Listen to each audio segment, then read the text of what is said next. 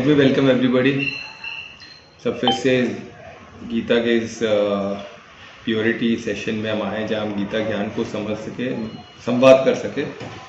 तो आगे जैसे जैसे आप लोग बढ़ेंगे आपका संवाद भी हो जाएगा, आप लोग क्वेश्चन आंसर्स भी पढ़ोगे। तो संवाद हमारे इंडियन कल्चर में बहुत इंपॉर्टेंट है। जब तक क्वेश्चन कुछ छोटे मोटे जो भी हमको लगता है उस क्वेश्चन पर, वो क्वेश्चन का महत्व रहता है, क्योंकि संवाद दोनों साइड से होता है ना, एक साइड से नहीं होता है। एक साइड से प्रवचन होता है, तो मुझे प्रवचन में नहीं पढ़ना, अपना एक संवाद है। हम सब सीख रहे हैं, और ये गीता से सबको सीखने, जो बोल रहा है उसको भी, जो सुन रहा है उसको भी, जो क्वेश्चन कर रहा है उसको भी, जो आंसर दे रहा है उसको भी, सब चीज़ इसमें विन विन में रहेगी, ये फॉर श्योर है। तो उस पूरे भक्ति के साथ हमें कार्य करना है। भक्ति यानी कि भक्ति किसको बोलते हैं? 100% श्रद्धा, नो क्वेश्चन नो आंसर, भक्ति इसको बोलते हैं। हमको अंधभक्ति नहीं करनी है, हमको भक्ति से ये प्रमाण है, इसलिए हमको भक्ति है। क्योंकि किधर से आ रहा है ये ज्ञान? गीता से आ रहा है। ये कोई ऐसे कोई मूवी से नहीं उठाया हमने, या किसी ने, या जो किसी से भी कुछ भी बोल दिया हम वो सुन के नहीं कर रहे। ये गीता ज्ञान है, गीता से हम पढ़ रहे हैं डायरेक्ट उच्चार, एक श्लोक पढ़ते उसका एक्सप्लेनेशन हम जान रहे है ना। उसमें थोड़ा बहुत करंट अफेयर्स के हिसाब से हम बात कर सकते हैं, पर है ज्ञान गीता का। तो ये चीज़ समझना, इसको प्रमाण मान के चलना, और फिर भक्ति ऑटोमेटिक आएगी। जब प्रमाण आ गया, 100% फेथ आ गया, तो भक्ति आ जाती है। तो ये कल्पना स्टार्ट, तो हम लोगों ने स्टार्ट किया, कल्पना पहुंचेगी तो शी विल जो अगेन होस्ट का वो करेगी, तब तक अनीता हमारी होस्ट है। तो ये सब, तो ये स्टार्ट करने से पहले थोड़ा हम प्रे करेंगे अपने इष्ट को, श्री गणेशाय नमः बोलेंगे। देन कृष्ण को, जो इसके कृष्णवाच बोलते हैं, तो कृष्ण के मुख से बोला गया है, तो कृष्ण को याद करेंगे, परमात्मा को याद करेंगे और स्टार्ट करें। अपने इष्ट को याद कर सकते हैं, हम प्रे करते हैं। लेकिन लंबी गहरी सांस लें, पूरे शरीर को शिथिल करें,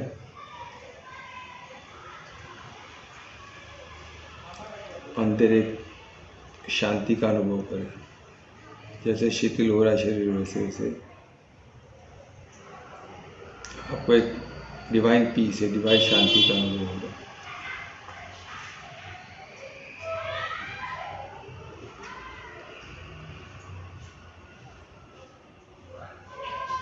और शांति में अपने हाथों को जोड़ के पूरे विश्वास के साथ, पूरे भक्ति के साथ अपने इष्ट को याद करें, उनको धन्यवाद करें, कृतज्ञता व्यक्त करें। तो कृतज्ञता ही खुशी की जननी है। फिर हमें खुशी, अपार खुशी का महसूस। शांति के बाद कृतज्ञता करने पे, धन्यवाद करने पे खुशी होती है, वो डिवाइन खुशी है। कृतज्ञता खुशी की जननी है, हमेशा याद रखें। तो कृतज्ञता प्रकट करते हैं परमात्मा को कि धन्यवाद परमात्मा, ऐसे ज्ञान का सेशन हमें करने मिला। आज हम सब इकट्ठे हुए, ये ज्ञान हम अच्छे से समझ सके, अपनी लाइफ में इम्प्लीमेंट कर सके,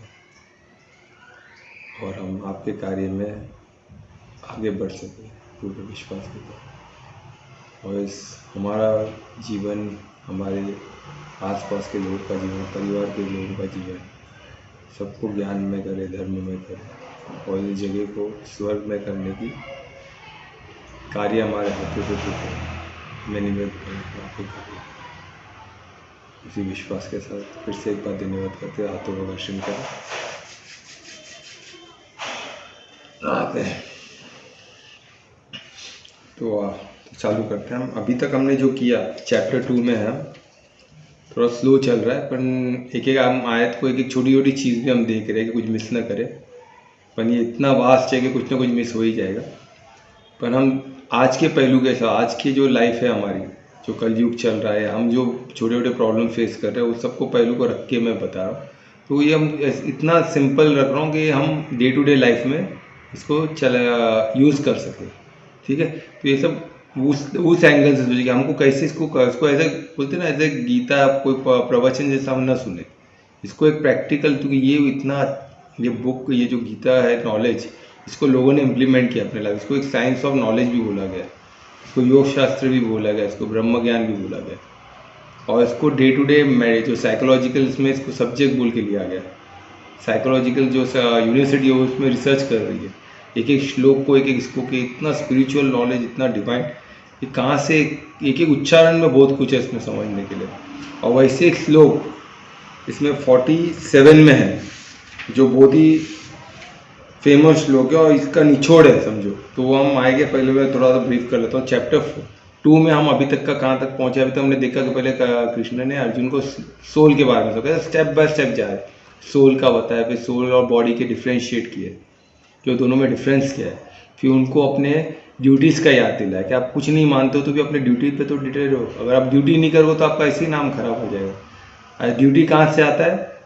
प्रोफेशन से। प्रोफेशन कहाँ से आता है? वर्ण सिस्टम से। वर्ण सिस्टम क्या हुआ? वर्ण। सनातन में वर्ण, आश्रम सिस्टम में वर्ण है, वर्ण यानी प्रोफेशन। तो उसमें उनका वर्ण क्या था? इसका अर्जुन का क्षत्रिय। तो क्षत्रिय का क्या काम होता है? प्रोटेक्शन। अपने जो लोग हैं, अपने जो जनता है उनका प्रोटेक्शन करना, उनको शत्रु से बचाना होता है, अधर्मी लोगों से बचाना। तो वो कार्य तू कर, नहीं करे तो उसमें क्या उसके प्रॉब्लम हो सकते हैं, उससे कॉन्सिक्वेंसेस क्या हो सकते हैं, वो उनको बता रहे हैं कि आप पाप के हो सकते हैं, आपका नाम खराब होगा। वही लोग जिनका आप सोच रहे हो वही लोग आपको गलत नाम से बुलाएंगे, आपको कोई इज्जत नहीं देगा। अभी उन्हें इज्जत दे रहे बिकॉज आप खड़े हो, आप आपके क्षत्रिय धर्म पे खड़े। अगर आप वो नहीं करोगे, यहाँ से भाग जाओगे या आप गिव अप करोगे, ये नहीं बोलेगा बहुत अच्छा पंडित बन गया तो बहुत अच्छा इंसान है, ऐसा नहीं बोलेगा। तो आपका काम है, आपने काम आपने नहीं किया। हर कोई, भले आपके दुश्मन हो, उस तरफ खड़े हो या इस तरफ खड़े हो, सब आपको बोलेंगे कि इन्होंने काम नहीं किया। छोटा बड़ा हर कोई आपको गलत नज़र से देखे, आपके बारे में गलत बात करे, वो बताया। फिर उसके बाद क्या उन्होंने क्या फिर बताना चालू किया कि इसके फ़ायदे क्या है। आप करोगे तो दोनों तरफ का विन विन है, आप हारे तो भी जीते, आप जीते तो भी जीते। तो इससे धर्म के साइड पे फिर धर्म अधर्म का उनको बताया गया। फिर उनको फिर धीरे से ज्ञान की तरफ लेके आया। ज्ञान क्या है कि कर्म जब हम किस भाव से करते हैं, हम कर्म करते हैं तो उसमें क्या इंपॉर्टेंट है? क्रिया और उद्देश्य। तो उद्देश्य क्या है? वो इंपॉर्टेंट है क्रिया से ज़्यादा। तो वो बताते हुए देन भाव बताते हुए आ रहे हैं। और इसमें भी हमने 46 हमने कंप्लीट किया था। तो 46 में एकदम ब्यूटीफुल एस्पेक्ट दिए कि परमात्मा से कनेक्ट करने का क्या फ़ायदे। हम सोचते कि यहाँ तो बहुत हमारा छोटा मोटा काम हो रहा है ना, काम हो रहा है, क्यों हो रहा है? तो हमने उस दिशा में कार्य किया, अच्छे कर्म किए, तो हमको छोटी चीज़ से बेनिफिट मिला है। तो वो एग्जाम्पल दे देगा, कुएँ से आपको प्यास बुझ सकती है, कुएँ से भी आपका काम चल सकता है। तो सोचो रिजर्वियर है, बहुत बड़ा तालाब है, तो वहाँ से आपका कितना उधर से तो कार्य हो, उसके अलावा और आगे आपका कार्य बढ़ सकता है। वो जो आप अभी जो मिल रहा हो तो मिलेगा, उसके अलावा भी और कुछ आप एक्सपेक्ट कर सकते हो, है ना। तो वो उनको बता रहे, आप उसमें बोट राइडिंग कर सकते हो, फैमिली के साथ बोट, कुएं में थोड़ी ना कर सकते हो, कुएं में सिर्फ प्यास बुझेगा बस, पर एक लेक रहेगा तो उसमें आप बोट राइडिंग कर सकते हो, वाटर स्पोर्ट्स कर सकते हो, बहुत कुछ कर सकते हो। तो ऐसे ही जब खुशी आपको, जब छोटी छोटी आप इंसानों से, इंसान भी क्या है? आत्मा है, परमात्मा का अंश है, उन पर बिलीव रखने से आपको खुशी मिलेगी, डेफिनेटली मिलेगी। पर वो खुशी परमात्मा के साथ जुड़ने से, वो खुशी तो एक हिस्सा ही, एक अंश मात्र है, उसमें परमात्मा से जो खुशी मिलेगी उसको इनफाइनाइट मिलेगी, उसकी कोई सीमा नहीं है, कुएं जैसा नहीं है, वो समंदर है, बहुत वास्ट है। तो सोचो आत्मा और परमात्मा का वही डिफरेंस है ना। आत्मा आपको एक बॉडीली खुशी दे सकता है, पर परमात्मा आपको कॉस्मिक ज्ञान, कॉस्मिक खुशी और अनंत डिवाइन खुशी दे सकता है, जिसको हम वर्ड में नहीं बोल सकते। वो बताते हुए चालू किया। अभी 47 में उन्होंने एक बहुत ही श्लोक, बहुत ही फेमस है, तो मैं पहले श्लोक अनीता को पढ़ने बोलूँगा, फिर उसके बाद हम उसका डिटेल में जाएंगे, ठीक है। तो Anita, you can all to you, just ये श्लोक पढ़ के सुना जरा। हरे कृष्णा। हरे कृष्ण। कर्मण्येवाधिकारस्ते मा फलेषु कदाचन मा कर्मफलहेतुर्भू मा ते संगोस्त्वकर्मणि। Very good, thank you Anita, thank you for wonderful और रेटिशन ऑफ दिस श्लोक। रेटिशन बहुत ध्यान से देना पड़ता है, तो कल्पना ने बहुत ध्यान से भक्ति से इसको रिसाइट किया, इसके लिए हम अनीता का धन्यवाद करेंगे। अभी ये तो एक्चुअल, ये का रेटिशन क्यों इम्पोर्टेंट, क्योंकि एक्चुअल ये वर्ड्स बोले गए कृष्ण से मुख से, मैं इसका एक्सप्लेनेशन कर रहा हूँ। तो ये अलग चीज़ होती है, और जो अनीता ने की वो अलग चीज़। अनीता ने एक्चुअल जो वर्ड कृष्ण ने बोले वो रिसाइट किए, तो उसको बहुत ब्यूटीफुली किया।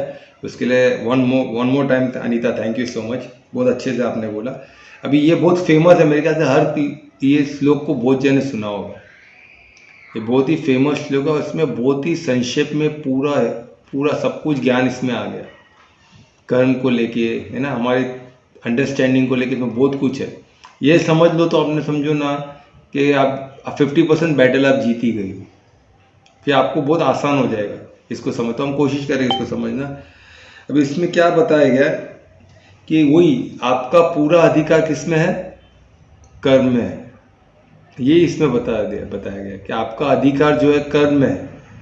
और कर्म क्या है, क्रिया, उद्देश्य और भाव, ये तीनों में आपका अधिकार है, सिर्फ कर्म यानी क्रिया में नहीं है। तो इसमें पूरा अधिकार आपका कर्म पे है, तो उसमें कोई इंटरफेयर नहीं करता है। और कोई इंटरफेयर कर भी रहा है, आप किसी सुन भी रहे तो वो भी आपका ही डिसीजन माना जाएगा।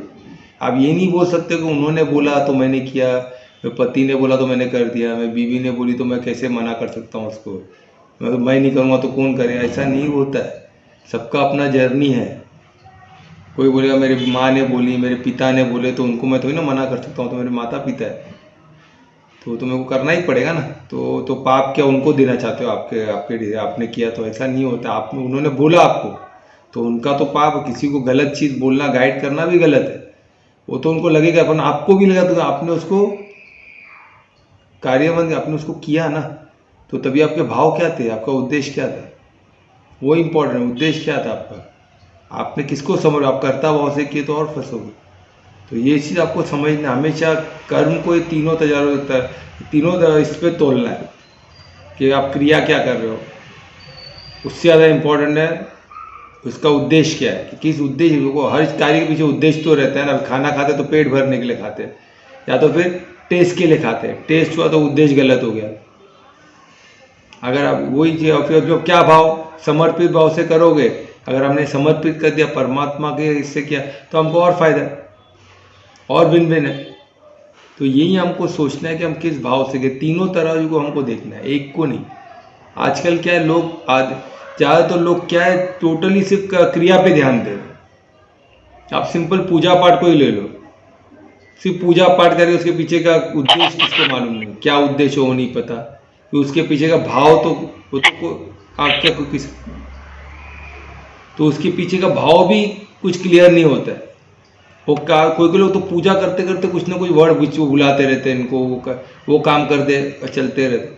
सिर्फ क्या उनको क्या करना, अगरबत्ती करना, दिया करना, चालू करना। ये रिचुअल है, इससे कुछ फायदा होगा क्या? इससे एक डिसिप्लिन आपने लाई, वो बहुत अच्छा है। इसमें एक डिसिप्लिन लाए, अपने टाइम टू टाइम करो, वो डिसिप्लिन का अपना फायदा है। कभी ना कभी तो आप में वो उद्देश्य आ जाएगा, भाव आ जाएगा। पर जो वो भी नहीं करते, डिसिप्लिन भी नहीं उनके लाइफ में, तो कब डिसिप्लिन लाएंगे उद्देश्य के लिए? कब डिसिप्लिन? बहुत डिफिकल्ट है उनके लिए। और डिसिप्लिन से रेस्पेक्ट मिलता है, बहुत आसान तरीका है रेस्पेक्ट कमाना। और डिसिप्लिन से किधर भी रेस्पेक्ट कमा, आप डिसिप्लिन, एकदम डिसिप्लिन से कार्य करो, आपको रेस्पेक्ट मिलेगा।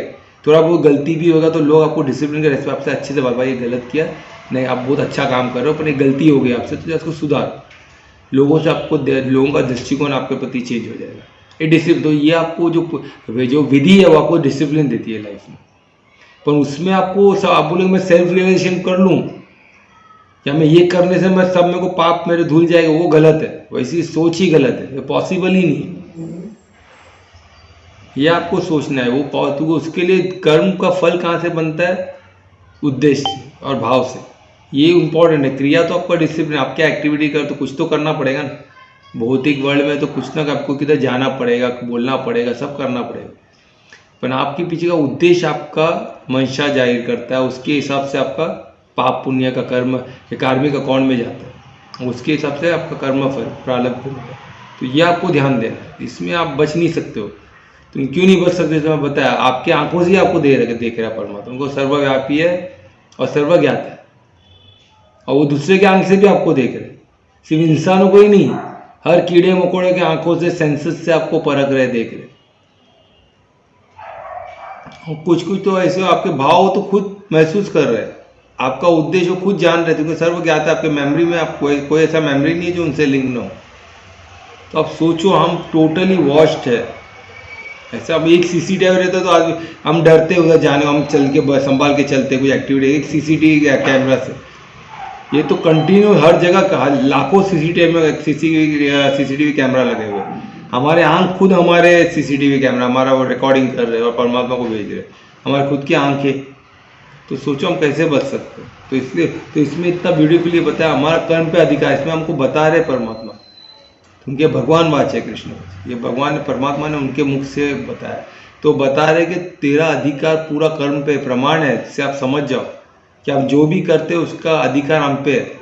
हम मानते नहीं मानते वो इम्पोर्टेंट नहीं है, पर हमारा अधिकार तो ये मान लो और संभल लो, यही बोलने का था। आप संभल जाओ आज से, अभी से, इसी वक्त से। हर चीज़ कुछ भी सोचते हो, कुछ भी बोलते हो, कुछ भी करते हो, तो इसमें आप संभल के सो करो, क्योंकि इसमें आपका अधिकार है। क्या आपका उद्देश्य है, क्या आपका भाव है, ये सब में आपका अधिकार हो जाता है। तो ये आपको बहुत संभल के करना है, तो प्लीज इसके ध्यान दीजिए। सर शायद कोमल को क्वेश्चन पूछना है कुछ। हाँ पूछिए पूछिए। कोमल सर वो अदिता मतलब? हाँ अदिता। अनीता क्या हो गया क्या कोमल? अदिता अदिता मतलब अधिकार अधिकार।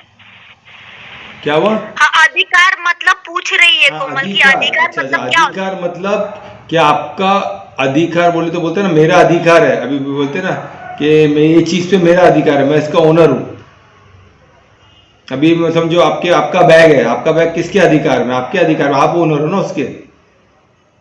तो उसी तरह ये जो कर्म करते ना वो हमारा हुआ, हम उसके मालिक हुए। समझ गए कोमल? अधिकार मतलब वो आपकी जिम्मेदारी है, आपने जो बोला जो किया आपकी जिम्मेदारी, आप उसके प्रोप्राइटर, आप उसके मालिक हो। आप ये नहीं बोल सकते कि उसने बोला बोल के मैं की, तो मेरी गलती नहीं है। जो आपने किया वो आपका एक्शन, आपने सोच समझ के किया, माना जाएगा, और उसका जो भी मिलेगा आपको मिलेगा। समझे? यानी आपने कोई झूठ बोला तो आप ये नहीं बोल सकते हो मैंने तो ऐसे बोल दी, मैं तो ही ना सोचो, वो तो किसी और ने बोला तो मैंने बोल दी। वो आपका अधिकार है, आपने बोला है ना, आपने किया, वो आपने किया हो तो आपको भोगना पड़ेगा। समझ गए? तो ये अधिकार यानी बहुत बड़ा है। अधिकार यानी आपका अधिकार क्षेत्र है, यानी आप उसके प्रोप्राइटर हो, आप उसके मालिक हो। आप जो भी करते बोलते, और किसी के आप मालिक नहीं, श्यामा कर्म के आप मालिक। बहुत अच्छा क्वेश्चन कोमल ने किया, वेरी गुड। देखो ये छोटे छोटे वर्ड का मैं मिस करता हूँ, मैं अधिकार बोल के सोचता हूँ सबको मालूम होगा। तो ये अधिकार यानी अभी कोमल ने बोला, उससे यानी अधिकार सिर्फ अधिकार नहीं, प्रोप्राइटर हो गया, हम उसके मालिक हो गए, और कोई चीज के हम मालिक नहीं है। हमारा कुछ नहीं बिलोंग करता, हम किसको, कोई भी चीज हमको बिलोंग नहीं करता है, सिर्फ हमारा कर्म हमको बिलोंग करता है। उसके हम मालिक है, उसके हिसाब से हमको हमारा लाइफ का आगे की गति जो मिलती है उसके हिसाब से मिलती है। थैंक यू कोमल, बहुत ब्यूटीफुली आपने पूछा, तो इस पर हम और स्ट्रेच करके और हमारा विचार चला और उससे कुछ और निकला। तो ये निकले, तो ये आपको समझना है, ऐसे कुछ भी विचार रहेगा वो आपको एक दिशा दे सकती है। तो बहुत अच्छा, तो ये आपको समझ में आ गया कि कर्म पे हमारा पूरा अधिकार है। और इसमें और एक चीज बताया गया,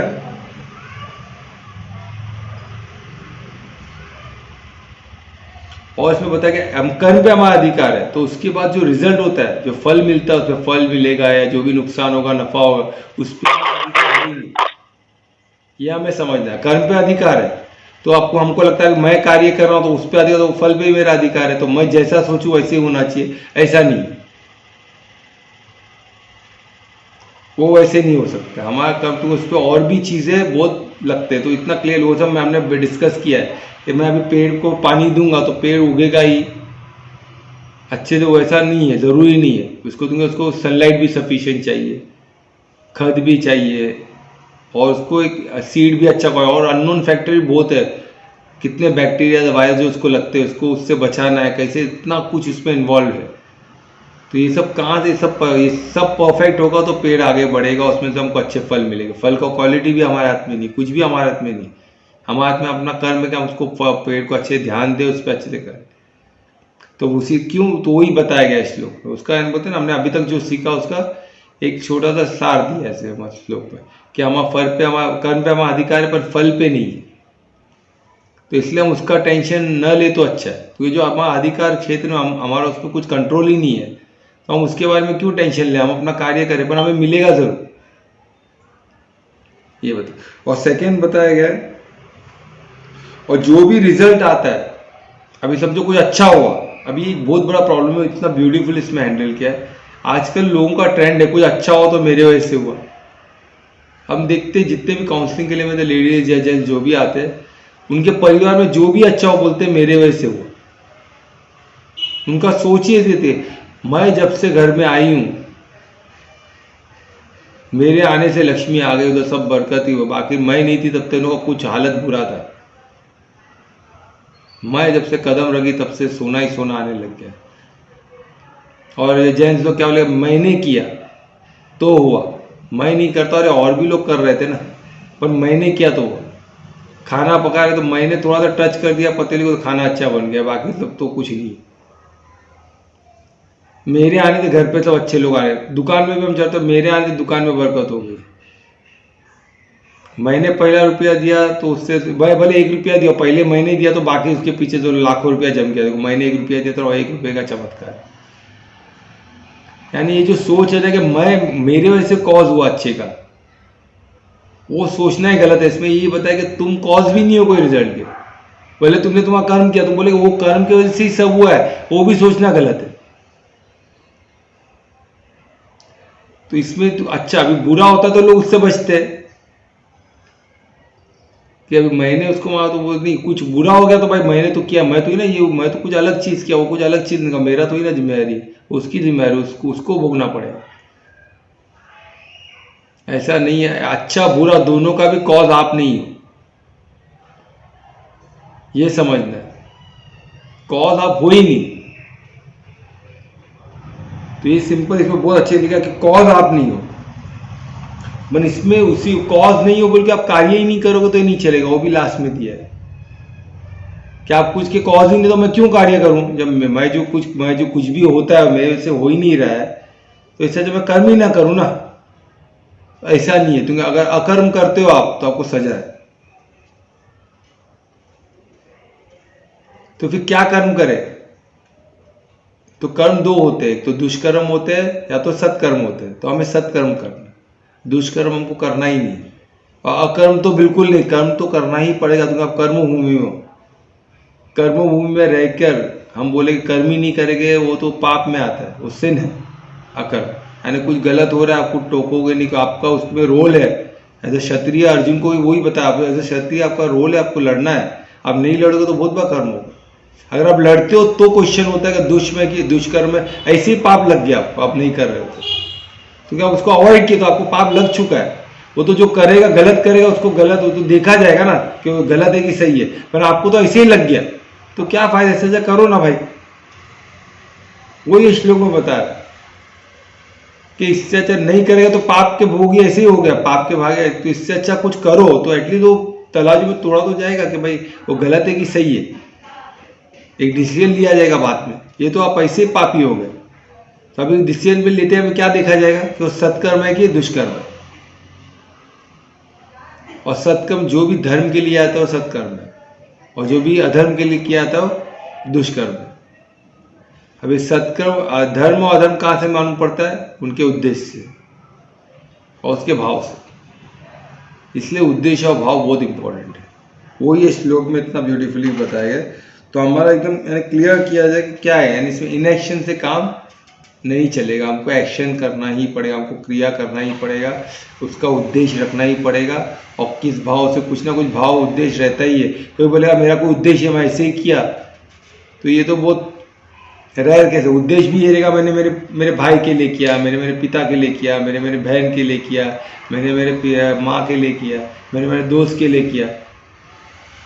तो ये भाव कोई किसी और के लिए किया तो भाई क्यों किया, वो भी तो है ना, वो मेरा दोस्त है इसके लिए, तो भी गलत है, वो अधर्म है। और तुझे दोस्त के लिए किया तो दोस्ती धर्म से बढ़कर थोड़ी ना। तू बोले मैंने वचन दिया था बोल के मुझे करना पड़ा, तो वचन भी बड़ा नहीं है धर्म से। कोई भी किस्म का ऑब्लिगेशन, कोई भी किस्म का एक्सक्यूज नहीं चलने वाला, क्योंकि कर्म पे अपना पूरा अधिकार है, आपका ही जिम्मेदारी है आपका कर्म। आपको इसलिए जिम्मेदारी से करो, तो केयरलेसली मत करो, कैजुअली मत करो। बोलते ऐसे ही कर लेते क्या फर्क पड़ता है, बहुत फर्क पड़ता है, यही मेन है। आपको इसी पे तोला है, बाकी कुछ है ही नहीं। यही आपके अधिकार में, इसके मालिक हो आप, बाकी तो कुछ मालिक है ही नहीं आप सबको, आप भी कुछ भी आपका नहीं है। इससे आप जो कर्म करते हो वही आपका है, आप क्या बोलते हो, आप क्या सोचते हो, आप क्या कार्य कर रहे हो, वही है, बाकी कुछ नहीं मायने रखता। इतना ब्यूटीफुल श्लोक को आप याद कर लो, हर सुबह बोलो, वो भी बेहतर है। श्लोक बोलते पर सिर्फ श्लोक के लिए मत बोलो, कुछ फायदा नहीं होने वाला है। इस श्लोक को बोलते टाइम पे कृष्ण वाच है, भगवान वाच है, प्रमाण है। और इसमें क्या लिखा हुआ है कि मैं कर्म